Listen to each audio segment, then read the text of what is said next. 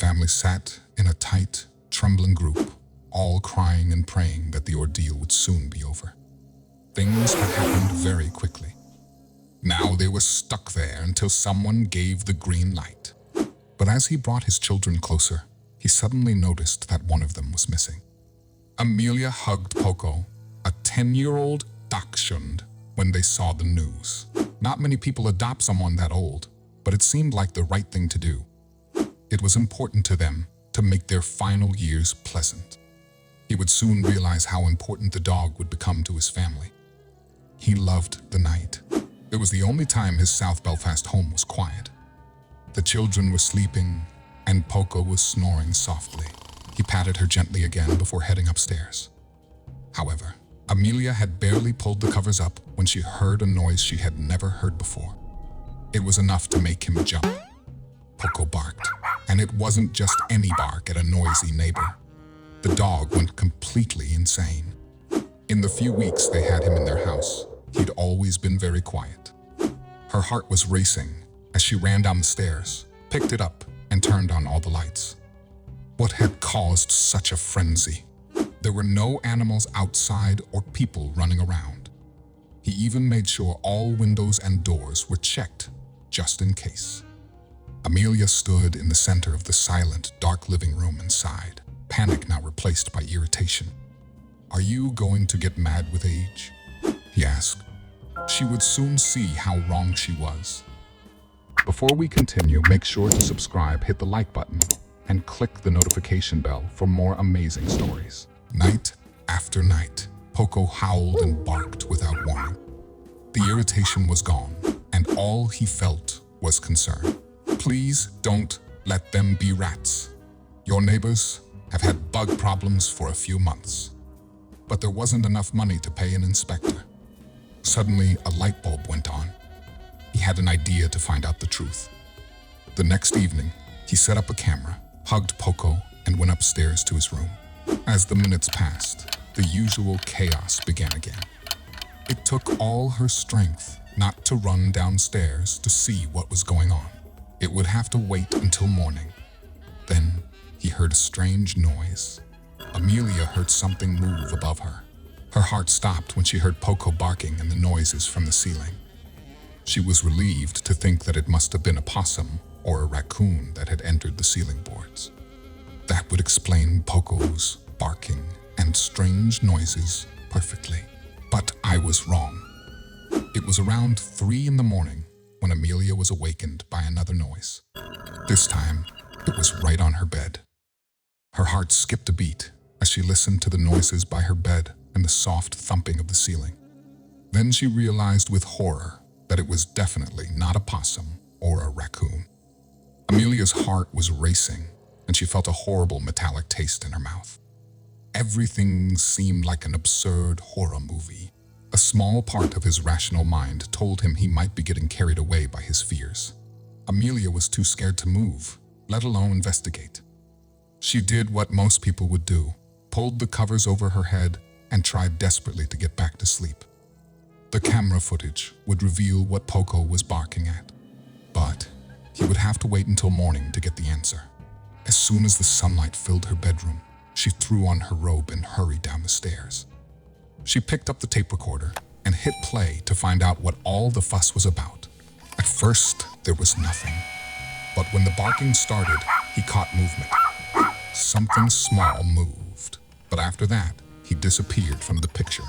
The wind picked up and blew a few leaves through an open window. Little ran in circles. She rolled her eyes at her mad dog.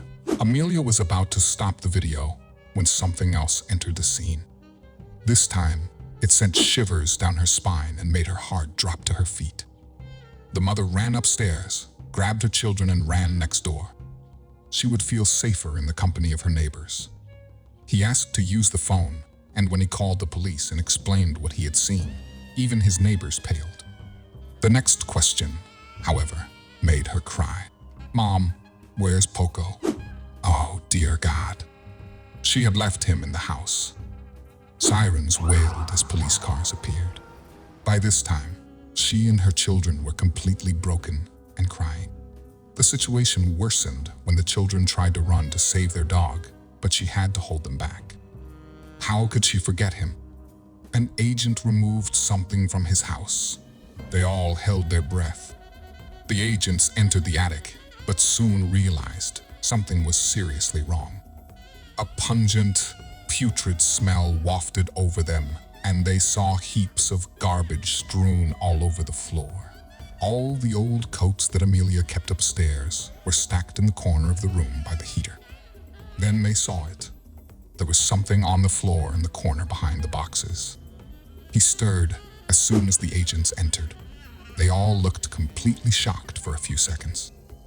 Then the man realized that he had been caught. He jumped up, but the officers were quicker. They grabbed him and dragged him out of the house. He was a big man.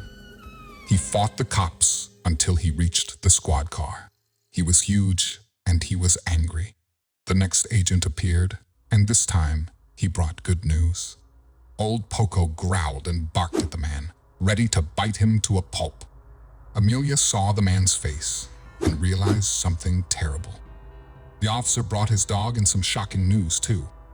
As the family held their best friend, Amelia listened open-mouthed to the officer.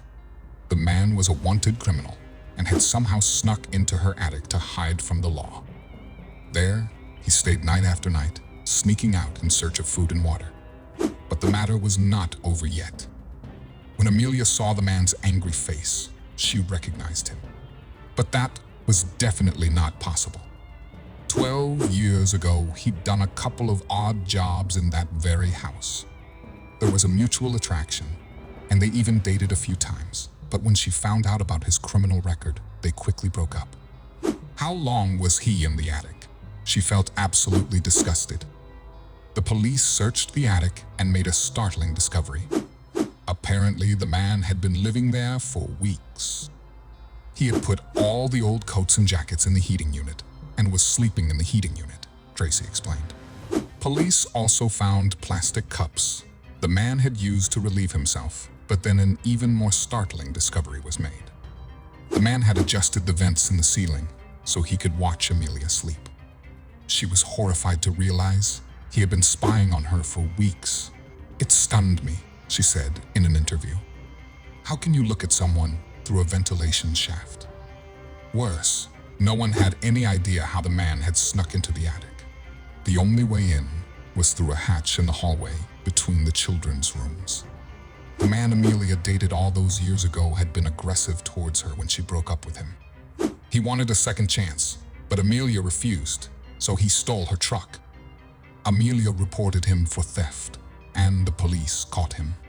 But he still wouldn't let it go and continued molesting her from prison. Amelia's ex sent letters from prison, protesting that he'd changed and asking her for a second chance. When he was released, she attempted to file a protection order against him. But nobody knew where he was, so the papers weren't delivered. Then she heard a rumor that he had moved to Charlotte, North Carolina. But she found out in the worst possible way where he actually was. Amelia had even gone as far as trying to get a protective order against the man, but even that hadn't stopped him. She wished she had followed her instincts sooner and listened to Poco when he told her something was wrong. "I had an intuition about it, but I ignored it. I pushed it aside. I didn't want to seem paranoid, but I should have trusted my instincts because I was right," she said. Amelia was shocked and appalled. She tightened her grip on Poco and her children as they watched the police drag the man away. She couldn't believe he had been living in her house for weeks. She couldn't stop thinking about what would have happened if Poco hadn't warned her about the intruder night after night. What would have happened? Theft, or worse. This could have happened if she hadn't listened to Poco and came up with the camera idea. It was an odd combination of nausea and relief. She looked down at her scruffy boy as he wagged his tail, already getting over the situation. Amelia was sure of one thing. Poco wasn't just any old pooch, looking for a loving family to spend the last few years of his life with. As they stood in this shelter, something had nagged at them that he was the one she should take home. Now Amelia understood why. He not only brought joy into her life, He had literally saved hers.